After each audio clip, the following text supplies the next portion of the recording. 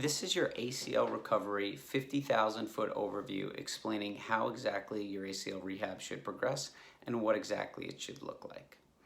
So, assuming we're starting an early post-op phase, the goal is that we are building your quad strength, minimizing your swelling, restoring and maintaining full extension, as well as starting to work on getting full flexion. The goal is to get you out of the brace as quickly as possible and utilizing crutches. The difference between the brace and the crutches is that the crutches allow you to walk while using your quad and unweight you so that you're actually building quad strength while you're walking, whereas the brace is a protective thing that prevents you from using your quad and keeps you locked in extension when you walk. Of course, we respect what the surgeon dictates in telling us when we can unlock the brace and when we can remove it. This is going to be different depending on whether or not you've had a meniscal repair. The goal is that as soon as the brace is unlocked or removed, we have you walking normally with crutches, allowing you to get full extension when you walk and utilize your quad. We'll then move you from walking normally full-time with crutches to walking normally part-time with crutches and gradually fade those crutches out. So there's a seamless transition into you walking normally without the crutches full-time for an equivalent amount of steps that you were doing prior to having this injury. As you're doing that, we're always going to monitor that you're maintaining full extension and that you're not increasing your swelling beyond the point where it returns back to baseline. The reason this can happen is if you walk more than you have the quad strength for, you end up walking with a bent knee because you don't have the quad strength or confidence to come straight like this.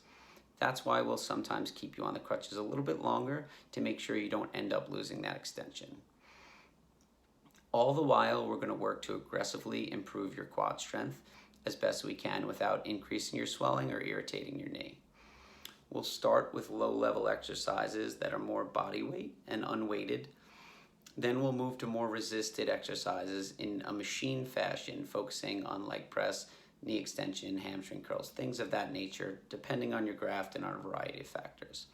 But we'll move from that machine-based strengthening toward more functional-based strengthening, all the while with the goal of testing your strength to prepare you to see where you're at, to prepare you for higher level activities. Once you have enough strength on the machines, we'll gradually integrate more functional exercises, then gradually integrate double limb plyometrics, meaning jumping, before moving on to running exercises once you've hit our objective strength and functional criteria. Once we move you through double limb plyometrics to running and take you through a walk to run progression, we'll start to integrate more sprinting, agility, lateral movements, as well as eventually moving towards single leg hopping. The final level of this is working on deceleration with sprinting, which is a high rate of force at your ACL, as well as agility movements, as well as single leg hopping, forward and backward, side to side, and moving from predictable environments toward more unpredictable environments to prepare you for things like sports and skiing. The final return to sport criteria is a series of hop tests as well as a series of strength tests. We're looking for side-to-side symmetry, as that is all we can really compare to at the end of this and what the evidence shows us. However, we know that you can lose about 20% of your strength on your non-surgical side. Knowing this, we do our best to strengthen your non-surgical side as well.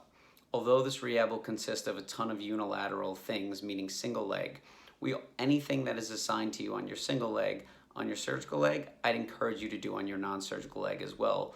Although this will make it take longer for you to reach a level of symmetry, it's good for you to reach your maximum potential on your non-surgical leg to minimize the chance of injuring that, as well as increase your strength to a level that's higher, to a higher level of comparison from surgical to non-surgical leg.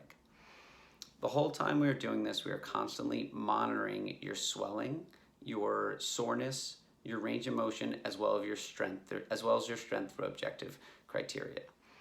The goal of this program is that we do our absolute best to strengthen you, to prepare you to return back to the activities you love with full confidence, with as small a risk of re-tear as possible based on evidence-based approaches.